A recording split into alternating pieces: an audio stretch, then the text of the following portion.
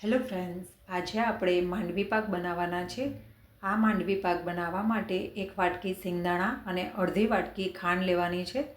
હવે સિંગદાણાને આપણે એક કડાઈમાં ધીમા તાપે શેકી લેવાના છે. સિંગદાણાને ધીમા તાપે શેકવાથી દાણા અંદરથી કાચા નથી રહેતા અને ફોતરા પણ આરામથી ઉતરી જાય છે અને દાણા એકદમ કડક થઈ જાય છે. સિંગદાણા શેકતા 2 થી 2.5 મિનિટનો ટાઈમ લાગે છે. તમે જોઈ શકો છો કે આપણા સિંગદાણા સરસ શેકાઈ ગયા છે. હવે આ સિંગદાણાને એક ડીશમાં લઈને આપણે ઠંડા થવા દઈશું.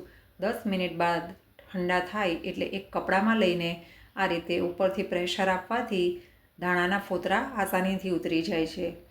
હવે આ દાણાને આપણે ફોતરાથી અલગ કરવા માટે કચરો પણ ન થાય તેના માટે તળવાના ઝારાથી આ રીતે ચાળીને આસાનીથી આપણે ફોતરા દૂર કરી શકીશું. તો તમે પણ આ ટ્રીકથી ફટાફટ 2 જ મિનિટમાં બધા જ દાણા કચરો પણ ના વેરાય એ રીતે દૂર કરી શકો છો.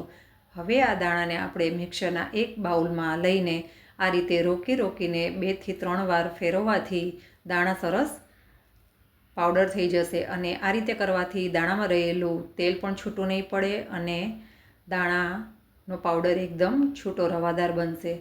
હવે તેને ચાણાની મદદથી ચાળીને આ રીતે આપણે તૈયાર કરી દેવાનું છે. તમે જોઈ શકો છો કે કેટલો રવાદાર આપણો ભૂકો તૈયાર થયો છે. હવે આ સિંગદાણાના ભૂકામાં 3 ચમચી મિલ્ક પાવડર લેવાનો છે અને તેમાં ચપટી આપણે એલચી પાવડર નાખીશું. હવે આ બેટરને આપણે પ્રોપર મિક્સ કરી દેવાનું છે. હવે ચાસણી માટે આપણે અડધી વાટકી ખાંડ અને અડધી વાટકી પાણી નાખીને એક તારની ચાસણી આપણે તૈયાર કરવાની છે. તમે જોઈ શકો છો કે 1 થી 1.5 મિનિટમાં ચાસણી આપણી ગરમ થઈને તૈયાર થવા આવી છે. આપણી ચાસણી એક તારની તૈયાર થઈ ગઈ છે. હવે આ ચાસણીમાં આપણે તૈયાર કરેલા પીનટ પાવડરને આપણે એડ કરી દેવાનો છે. હવે આ રીતે ભૂકો નાખ્યા પછી આપણે સતત હલાવતા રહેવાનું છે.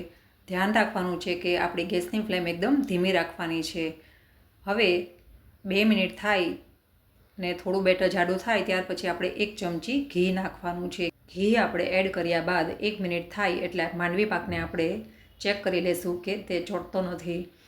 હાથમાં ઘી લઈને આ રીતે બેટરને જોઈને આપણે ચેક કરી શકીએ છીએ કે માંડવી પાક આપણો તૈયાર થઈ ગયો છે. હવે એક ડીશમાં ઘી લગાવીને બેટરને આપણે તેમાં પાથરી દઈશું અને વાટકી વડે આ રીતે આપણે માંડવી પાકને એકદમ લીસો કરી દઈશું. તો તૈયાર છે આપણો માંડવી પાક. આ માંડવી પાક બનાવવા માટે જો તમે સિંગદાણા પહેલેથી જ શેકીને પાવડર કરીને રાખ્યો હશે તો 5 થી 7 જ મિનિટમાં આ માંડવી પાક તમે તૈયાર કરી શકો છો.